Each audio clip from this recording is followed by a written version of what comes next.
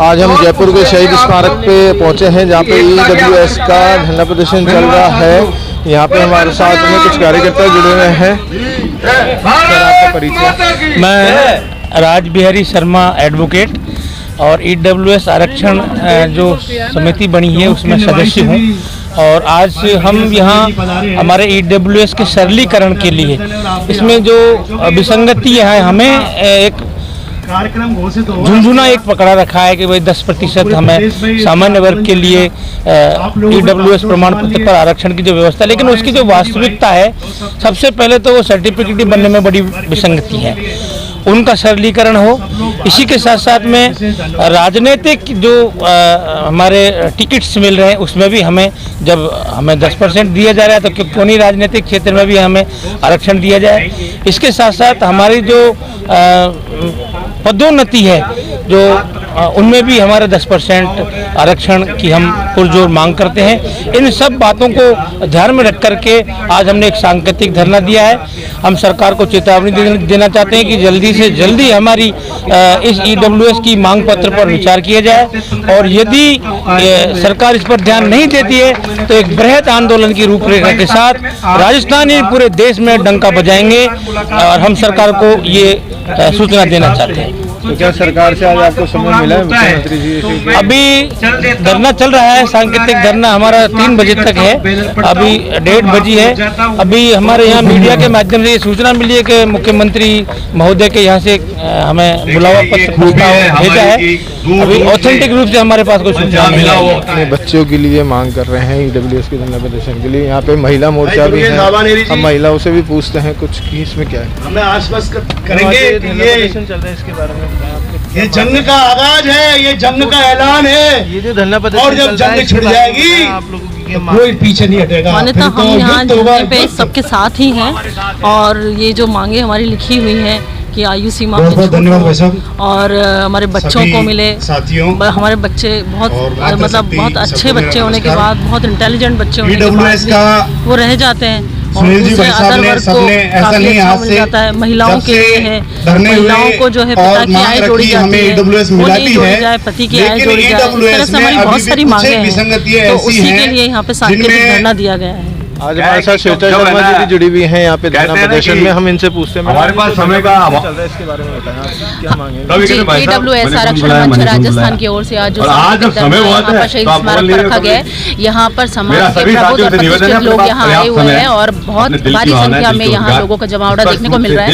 और जो EWS प्रमाण पत्र बनाने के लिए जो विद्यार्थियों को काफी कठिनाई का सामना करना पड़ता है, और ये सही भी है कि उसमें कुछ सरलीकरण होना चाहिए। भवन जो शर्तें सरकार ने हमारे सामने रखी है, उन शर्तों में छूट होनी चाहिए। और जितने भी हमारे जो विद्यार्थी हैं, एक और मुद्दा यहाँ पर शायद किसी ने नहीं उठाया होगा कि हमारे जो विद्यार्थी हैं ब्राह्मण समुदाय के, पर्टिकुलर एग्जाम फाइल करते हैं, फॉर्म भरते हैं, तो उनको पर्टिकुलर 600 रुपए से लेकर 1000, 1200, 1500, 2000 रुपए तक उनको फॉर्म फिल करना पड़ता है, जो कि उनके लिए अपने आप में एक बड़ा कठिन हो जाता है कि वो इतना पैसा कहाँ से लाए। क्योंकि हम बात कर रहे हैं गरीबी रेखा से नीचे जीवन यापन करने वाले ब्राह्मण बंधुओं की, तो उसमें भी सरलीकरण होना चाहिए। प्रमाण पत्र बनाने में जो कठिनाई आती है, बच्चे ई-मित्र पर जाकर उनको कई चीजें समझ में नहीं आती, तो उसमें सरलीकरण होना चाहिए। महिलाओं के लिए और जो छात्रवृत्तियां देने का जो प्रावधान है, उन छात्रवृत्तियों में निजी संस्थानों में उनको छूट मिलनी चाहिए। और विभिन्न प्रकार के जो मुद्दे हैं, उन मुद्दों को हमने यहाँ आज उठाया है। सभी लोग यहाँ पर परशुराम सेना के राष्ट्रीय अध्यक्ष अनिल चतुर्वेदी जी और विप्र सेना के अध्यक्ष हैं सुनील उदैया जी, मैं खुद अंतर्राष्ट्रीय ब्राह्मण महासंघ महिला राष्ट्रीय अध्यक्ष, और विभिन्न राज्य के राजस्थान से अलग अलग जिले से आए हुए जितने भी लोग हैं वो यहाँ धरने पर आज मौजूद हैं। और एक सांकेतिक धरना रखा है, हम अपने हक की बात कर रहे हैं। यहाँ पर हम किसी भी प्रकार की हिंसा पर नहीं जा रहे हैं, और लोगों के साथ यहाँ इकट्ठे होकर बस अपनी मांग को सरकार के सामने रखना चाहते हैं, और ये चाहते हैं कि उस पर अमल भी लाया जाए और सरकार हमारी मांगों को सुने। मैं अंतर्राष्ट्रीय ब्राह्मण महासंघ राष्ट्रीय महिला अध्यक्ष।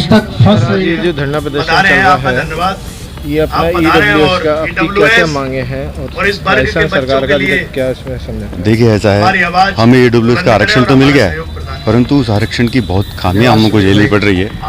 हमारा ये निवेदन है सरकार से। आज सांकेतिक धरना देकर हम ये आप सरकार से, प्रशासन से मांग कर रहे हैं कि हमारी 9 सूत्री मांगे हैं, जैसे हमें और वर्गों का जो आरक्षण है उसकी तरह हमको आयु में छूट मिले, हमको आयु में छूट मिले, इनकम में छूट मिले। साथ ही हमारे जो निकाय चुनाव होते हैं उन निकाय चुनाव में भी हमको और वर्गों की तरह EWS वर्ग को भी उसका लाभ मिले, जिससे कि हमारे पार्षद पहुंचे, हमारे वार्ड पंच पहुंचे, हमारे सरपंच बने, पंचायत में हमारा प्रतिनिधित्व। साथ ही 9 सूत्री मांगों को लेकर आज हमने सांकेतिक धरना दिया है और हम अपील करते हैं कि तुरंत प्रभाव से सरकार और प्रशासन हमारी मांगे माने, जिससे कि हम आगे की रणनीति, भविष्य की रणनीति तय कर पाए। आज के धरना प्रदर्शन की बात सरकार तक पहुंच चुकी है? बिल्कुल पहुंच चुकी है, आपके माध्यम से और अन्य प्रिंट मीडिया और अन्य यहाँ पे अधिकारी मौजूद हैं, उनके माध्यम से हमारी बात वहाँ पहुँच चुकी है। देखिए क्या संदेश आता है।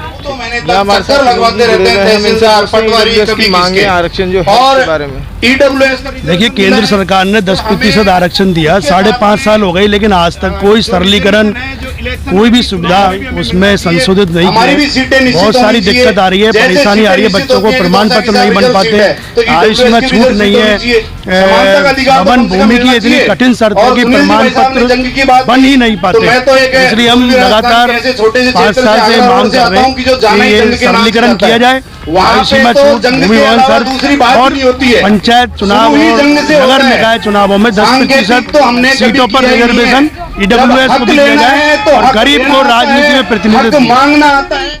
इस व्यवस्था पे आरक्षण की व्यवस्था केवल हमारी, जहाँ से हम पढ़ाई लिखाई स्टार्ट करते हैं वहाँ से स्टार्ट होती है, पर ये खत्म नहीं होती। इस व्यवस्था का शोषण अंतहीन है।